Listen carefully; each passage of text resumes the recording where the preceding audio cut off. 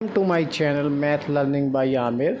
आज मैं आपके सामने लेके आ गया हूँ गुणनखंड, बीजगणितीय गुणनखंड। ये आपके कक्षा 8, कक्षा 9, कक्षा 10, कक्षा 12 है ना, आपके आते ही रहते हैं।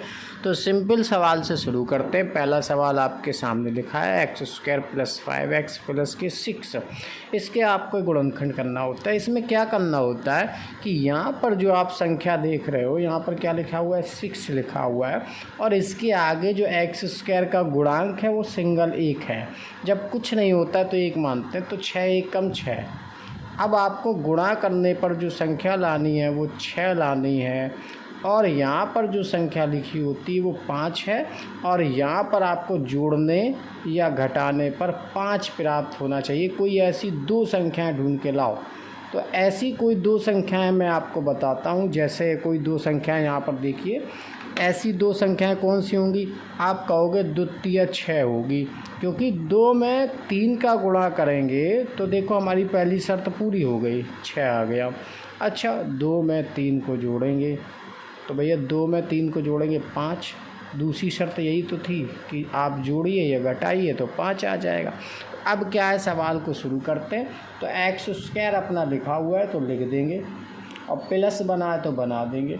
अब 5 करने के लिए 2 + 3 किए थे, ठीक है, क्योंकि 2 3 कितने होते हैं, 5, और x का x लिखा रहेगा, प्लस के 6 आ जाएगा। अब देखिए x², अच्छा x का 2 में गुणा करेंगे तो क्या आ जाएगा, 2x आ जाएगा। x का 3 में गुणा करेंगे तो 3x आ जाएगा, और प्लस के 6 आ जाएंगे।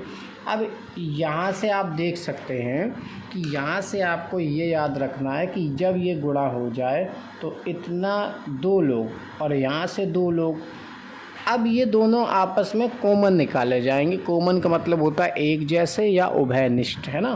तो ध्यान से देखिए कि इसके पास x² है और इसके पास 2x है। तो कहने का मतलब ये है कि x इसके पास भी है, x इसके पास भी। इन दोनों में अगर हम x को बाहर निकाल लेंगे तो भैया बताइए, x² था, एक x बाहर आ गया, क्या बचा, x बचा। प्लस का प्लस लगा दो, ये x निकल के बाहर आ गया, सिंगल भैया 2 को अकेला छोड़ गए तो यहाँ 2 बचा। अब यहाँ पर प्लस लगा था तो प्लस लगा दीजिए। अब इन दोनों में क्या कॉमन आ रहा है, यहाँ एक तरफ लिखा हुआ है 3x, एक तरफ लिखा हुआ है 6, तो आप कहोगे इन दोनों में 3 कॉमन ले लो। क्या कॉमन ले लो, 3 क्यों कॉमन ले लो, देखिए ध्यान से, क्योंकि यहाँ से आप 3 को जब बाहर निकाले तो 3 यहाँ आ गया, सिंगल यहाँ पर x बचा, और 3 के टेबल में 6 आता है तो 3 दूनी 6 आ गया। अब यहाँ से आप देखिए, अगर ये कोष्टक की चीज़ और ये कोष्टक की संख्या अगर समान है तो आप समझ लीजिए कि आपका सवाल बिल्कुल सही है।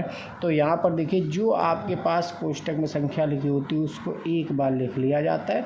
जो कोष्टक में संख्या लिखी होती है, मैं फिर से रिपीट कर रहा हूँ, कोष्टक में आपका x + 2 लिखा था 2 बार, लेकिन इसको एक बार लिखा जाता है। और ये जो कोष्टक के बाहर देख रहे हो ना, x + 3, इसको तो आप दोबारा लिख दें यहाँ पर। तो यही आपका गुणनखंड हो गया, और यही आपका क्या हो गए, आंसर हो गया।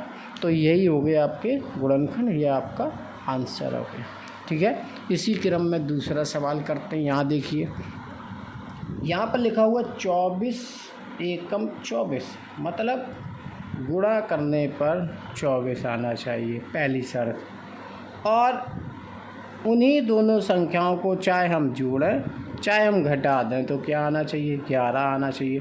तो ऐसी 2 संख्याएं कौन सी हैं, तो ऐसी 2 संख्याएं ढूंढने के लिए हमें थोड़ा दिमाग चलाना पड़ेगा। तो उन दोनों संख्याओं को जब हम ढूंढने निकले तो हमारे मन में एक संख्या आ गई कि 3 अट्ठे 24, 3 अट्ठे 24, क्योंकि 3 अट्ठे होते हैं, गुणा करने पर 24 आ गए। पहली शर्त आपकी पूरी हो गई, गुणा करने पर 24 आ गए। 3 और में 8 जोड़ देंगे, 3 8 थे, 3 में 8 जोड़ देंगे, कितने आ जाएंगे, 11 आ जाएंगे। दूसरी शर्त भी पूरी हो गई। तो भैया 11 की जगह 3 + 8 रखेंगे। तो काम शुरू करते हैं। तो देखिए x² पहले ऐसे ही रहेगा सेम, और 3 अट्ठे 24 किए थे तो 3 + 8, 3 में 8 जोड़ेंगे 11 हो जाएगा, और ये वाला x बाहर लिख जाएगा, प्लस 24। थोड़ा फास्ट करते हैं, x² प्लस x का 3 में गुणा करेंगे क्या आएगा, 3x, प्लस x का 8 में गुणा करेंगे 8x, है ना, प्लस 24, ठीक है। अब आपको क्या ढूंढना है, अब आपको दो दो के जोड़े बनाना और इसमें कॉमन छांटना है। तो इसमें कॉमन क्या है, इसके पास एक्स स्क्वायर है, इसके पास 3x है, तो आप कहोगे कॉमन x निकाल लो। तो x आपका कॉमन आ गया, तो x बाहर चला गया इधर से, तो एक x बचा, और यहाँ से x बाहर चला गया तो यहाँ 3 बचा। अब यहाँ प्लस था, प्लस लगा लेंगे, तो यहाँ पर 8 कॉमन आ रहा है। इन दोनों में 8 के पहाड़े में 24 आता है ना, तो इन दोनों से हमने 8 कॉमन निकाल दिया। अब ये वाला 8 बेचारे बाहर चले गए, यहाँ सिंगल x को छोड़ गए, और 8 दिया क्या होता है 24। मैंने आपको ऊपर वाले सवाल में बताया था, जब ये कोष्टक की चीज़ सेम आ जाए तो आप ये समझ लिए सवाल सही है। तो x + 3 हमारा पहला हो गया, और x + 8 ये दूसरा गुणनखंड हो गया। तो कहने का मतलब ये है कि ये आपके क्या हो गए, आंसर हो गया। अब इसी क्रम में बढ़ते हैं अगले तीसरे सवाल की तरफ। देखिए यहाँ पर अभी तक x² लिखा आ रहा था, x² लिखा आ रहा था। मैं जब कुछ संख्या नहीं होती मैं एक मान ले रहा था, लेकिन यहाँ पर अब संख्या लिखी हुई आ गई। अब आपको थोड़ा अच्छे से समझ में आएगा। 14 दूनी आप कहोगे 28। अच्छा, जोड़ने घटाने पर क्या लाना है, आप कहोगे 11 लाना है। जोड़ने घटाने पर क्या लाना है, 11 लाना है, और गुणा करने पे क्या लाना है, 28 लाना। तो ऐसी दो संख्याएं ढूंढते हैं कि जिनका हम गुणा कर दें 28 आ जाए, और जिनको हम जोड़ दें 11 आ जाए। तो मेरे हिसाब से 4 × 7 = 28 आप कर लीजिए, क्योंकि आप देखिए 4 में 7 का गुणा करते हैं, 4 × 7 = 28 हो जाएगा। पहली शर्त आपकी पूरी हो गई, और 4 में 7 जोड़ देंगे, 4 × 7 = 11 हो जाएगा। दूसरी शर्त भी आपकी पूरी हो गई। तो चलिए सवाल पे आ जाते हैं। तो यहाँ पर लिखा हुआ है पहले 2x², पहले वाले पद को बिल्कुल कुछ भी नहीं छेड़ेंगे, तो 2x² + 11 को आपने 4 + 7 बना लिया, तो 4 + 7, और ये वाला x यहाँ लिख देंगे +4। तो 2x², अब आप जानते हैं x का अंदर गुणा होगा 4x, प्लस के 7 में x का गुणा होगा 7x, और प्लस के 4। अब आपको मालूम है इन दोनों में आपको क्या छांटना है, कॉमन छांटना है, यहाँ से और यहाँ से। जब आपको इन दोनों में कॉमन छांटना है तो देखिए किस प्रकार से छांटेंगे। अब यहाँ पर 2 और 4, तो पहला तो कॉमन 2 आ गया। अच्छा, x² x, और दूसरा कॉमन x आ गया, 2 कॉमन है ना। तो यहाँ पर आप देखिए 2x जब आपके बाहर निकल गए तो यहाँ बचा सिंगल x, और प्लस लगा दिए, और 2 दूनी 4, और x तो बाहर ही आ गए। तो पहला आपका गुणनखंड x + 2 मिल गया। अब यहाँ से आपको कॉमन क्या निकालना है 4 × 7 = 28, 7 × 4 = 28। तो यहाँ पर कुछ गड़बड़ हो गया है, क्योंकि अब यहाँ से हमें कोई कॉमन नहीं मिल रहा है। अब जब यहाँ से कोई कॉमन नहीं मिल रहा है तो कुछ यहाँ गड़बड़ हो गया। तो कहने का मतलब ये है कि इसको दोबारा से समझते हैं, कुछ गड़बड़ हुआ है। क्या गड़बड़ हुआ जरा देखते हैं। यहाँ पर 14 लिखा था, ये गड़बड़ हुआ कि यहाँ 14 लिखा है, मैंने 4 लिख दिया। ये देखिए 14। अब आपको कॉमन दिखेगा, हाँ यहाँ पर कॉमन क्या दिख रहा है, 7 कॉमन दिख रहा है। तो यहाँ बचा x, और 7 दूनी 14। तो यहाँ पर आप देख सकते हैं कि जो चीज़ अगर समान आ गई कोष्टक के अंदर तो हमारा सवाल सही है। तो उसी को आपको सिंगल बार लिखना है। तो यहाँ मैं लिख देता हूँ कि जो कोष्टक के अंदर 2 बार आया है तो वो आपको 1 बार लिख लेना, और जो बाहर आया वो 2x + 7 है। ये दोनों आपके गुणनखंड हो गए, यही आपके आंसर हो गए। तो ठीक है, इसी क्रम में आगे बढ़ते हैं। अगला सवाल आपके सामने दे रखा है यहाँ पर। अब मैं बहुत जल्दी स्पीड में करूँगा, आप भी अपने ये एक तरीके की प्रैक्टिस मान लीजिए। मैं आपके सामने करता हूँ, बिल्कुल जल्दी करता हूँ। यहाँ देखिए अभी तक मैं x दे रहा था, यहाँ पर आप कर रहे थे जो सवाल, इन सवालों में x दे रखा था, लेकिन अब आप देख सकते हैं यहाँ y है, यहाँ m है, यहाँ a है। देखिए चर पद कोई भी आ सकता है, आप x जरूरी है, x आ जाए, कभी y आ जाए, m आ जाए, p आ सकता है, a आ सकता है, q आ सकता है, कुछ भी आ सकता है। बस प्रोसेस वही है। देखिए ध्यान से, देखने का क्रम समझ लीजिए कि यहाँ 12 दूनी 24, गुणा करने पर 24 आना चाहिए। ठीक है, जोड़ने घटाने पर आप कहोगे 5 आना चाहिए। तो ऐसी कौन सी संख्या है, तो संख्या क्या है मुझे मालूम चल गई।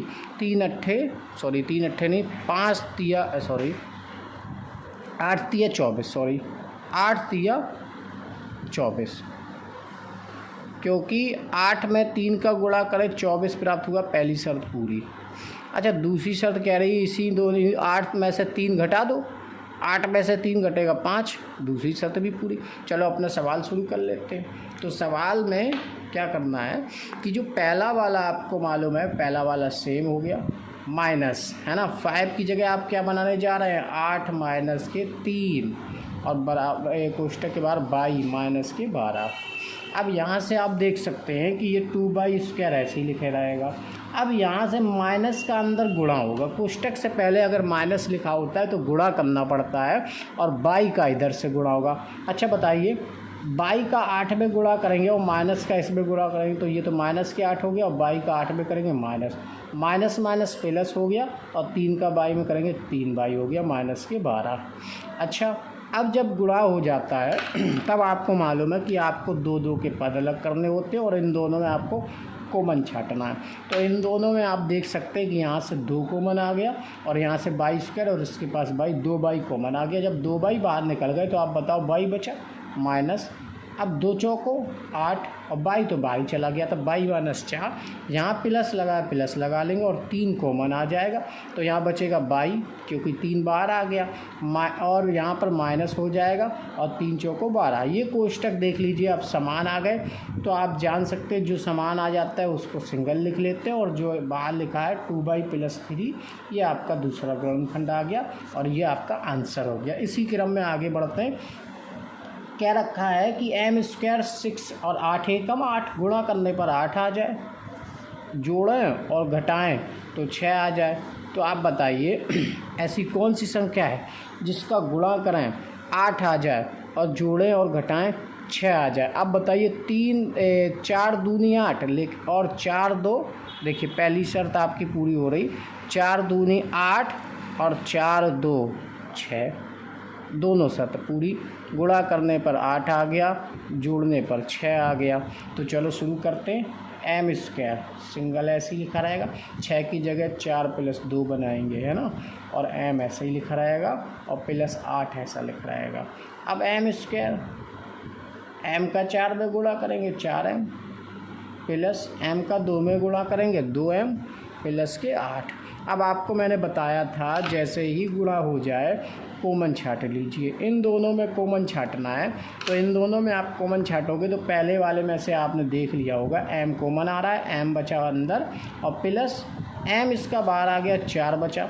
इन दोनों में क्या कॉमन आ रहा है 2 आ रहा है, m इसका इधर बचा और 2 चौको 8 बचा। अब जो आपको 2 एक जैसे दिख रहे हैं m+4 वो सिंगल बार लिख लिया और m+2 बार लिख लिया। ये आपका क्या होगा, ये आपके गुणनखंड हो गए, ये आपका आंसर हो गया। अब नेक्स्ट सवाल की ओर चलते हैं। यहाँ पर लिखा है कि गुणा करने पर 10 एकम 10, गुणा करने पर 10 आना चाहिए है ना, और उन्हीं संख्याओं को जोड़ दें या घटा दें तो 3 आ जाए।